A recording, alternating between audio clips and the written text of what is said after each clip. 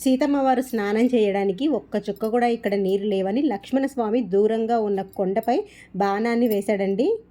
ఆ కొండ 2 భాగాలుగా విడిపోయి ఆ 2 కొండల మధ్యలో నుంచి వచ్చిన నీరే ఇదంతా. ఇక్కడ సీతమ్మ వారు తొలిసారిగా స్నానం చేయటం వల్ల ఇది సీతమ్మ వాగయింది. లక్ష్మణస్వామి కొండరాయిపై బాణం విసరగానే కొండ 2 భాగాలుగా విడిపోతుందండి. ఒక రాయి పసుపుగాను ఒక రాయి కుంకుమగాను మారిపోతుంది. సీతమ్మ కోసం లక్ష్మణస్వామి ఆ ప్రాంతంలో ఉన్నంతసేపు పసుపు కుంకుమలుగా వాడుకోవడానికి ఈ కొండరాళ్ళు అనమాట. ఈ పసుపు కుంకుమ ఈ ప్రాంతంలోనే ఇక్కడే అమ్ముతున్నారు.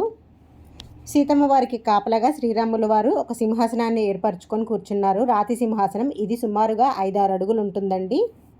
ఇదిగోండి, ఇదే ఆ రాతి సింహాసనం. ఈ సింహాసనానికి కింద వైపుగానే స్వామివారి పాదముద్రలు ఉంటాయి. ఇదిగోండి, మీరు ఇప్పుడు చూస్తున్న ప్రదేశం శూర్పణఖ చెవులు ముక్కు కోసిన ప్లేస్ అనమాట. ఇదిగోండి, ఇవి సీతమ్మ వారు ఆరవేసుకున్న నార చీర గుర్తులు. అక్కడ ఉన్నంతసేపు సీతమ్మ వారు అదే వాగులో స్నానం చేసి చీర ఆరేసుకునేవారంట. 20 గజాల 25 గజాల నార చీర ఆరవేసుకున్న గుర్తులు అనమాట ఇవి. దీని లాంగ్ వీడియోలో ఇంకా బోల్డ్ అనే విశేషాలు చెప్పానండి. వీడియో లింక్ ఛానల్ నేమ్ కింద ఇస్తాను, ఒకసారి చెక్ చేయండి.